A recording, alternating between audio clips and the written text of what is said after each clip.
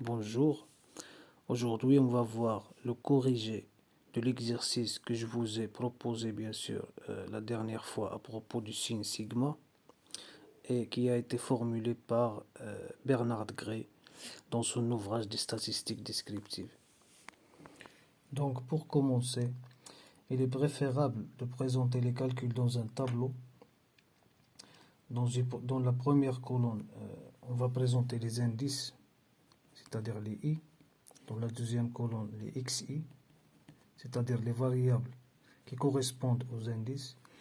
Et dans la troisième colonne, on va calculer les xi au carré.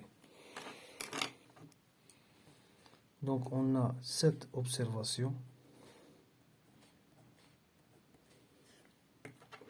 Les valeurs de la variable xi qui correspondent à chaque indice.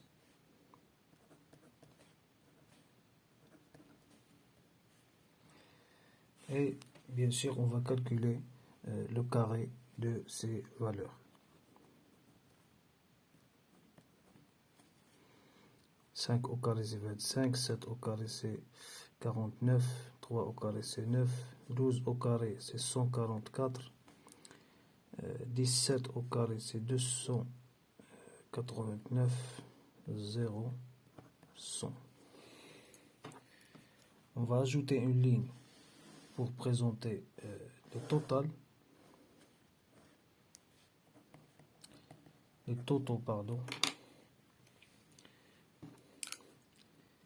Et donc, sigma des xi est égal 5 plus 7 plus 3 plus 12 plus 17 plus 10, ça fait 54, pardon. Et pour la somme des xi au carré, bien sûr, la somme bien sûr de ces valeurs, elle va donner sigma des xi au carré est égal à 76.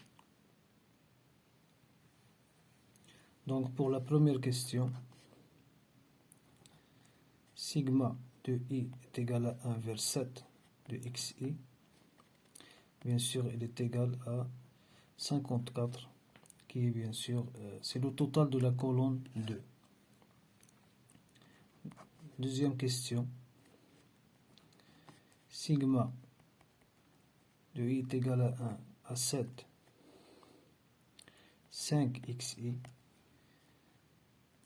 Bien sûr, il est égal à 5 fois sigma de xi est égal tout simplement 5 multiplié par 54, ça fait 270. On dit bien sûr que le nombre 5 se met en facteur. Ici, bien sûr, on a appliqué la deuxième règle qu'on a vue dans le cours, dans le chapitre préliminaire, bien sûr, des statistiques descriptives à propos du signe sigma. Bien sûr, c'est la règle sigma de a xi est égal à a sigma xi. Juste à titre de rappel, pour la troisième question, sigma de i est égal à 1 à 7 de a xi est égal, bien sûr, en appliquant la même règle, est égal à 1 à a multiplié par sigma de xi est égal à 54a. Donc la constante a se met en facteur.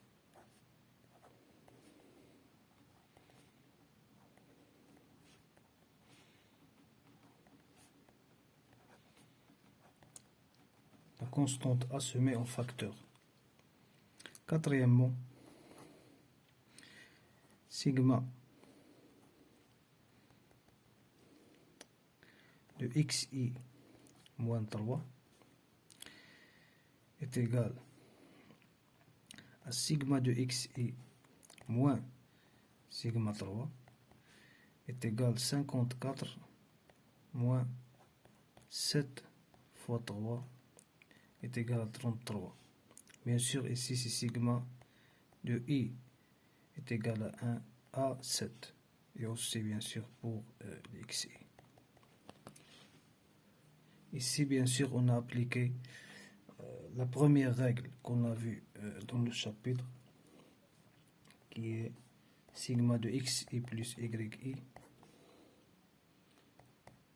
est égal à sigma XI plus sigma YI.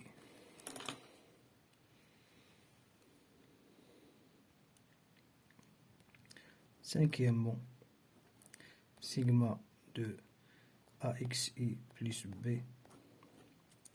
Bien sûr, on peut s'abstenir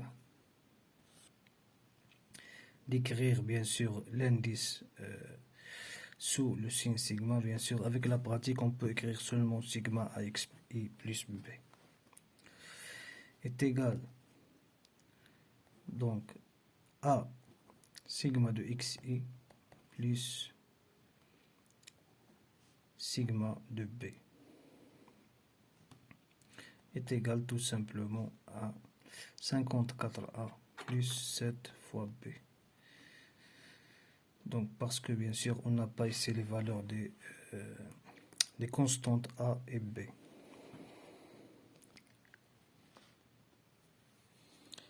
Sixièmement, sigma 3xi plus 1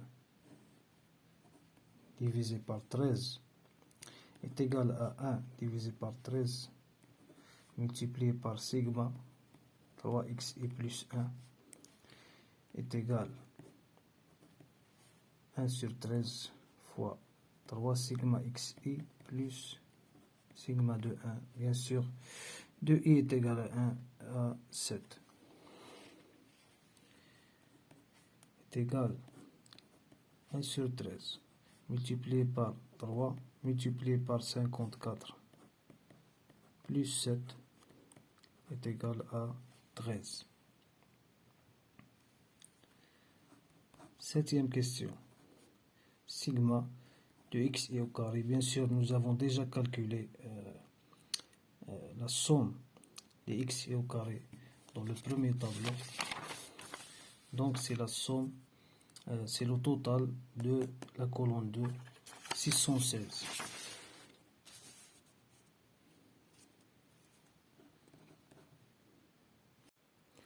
Pour les questions qui restent, je vous laisse l'initiative pour essayer de les faire. J'espère que vous avez bien compris et je vous invite à vous abonner à notre page Facebook Data Facile et à notre chaîne YouTube pour plus de vidéos et bien sûr plus d'exercices concernant les statistiques et l'analyse de données. Et je vous remercie.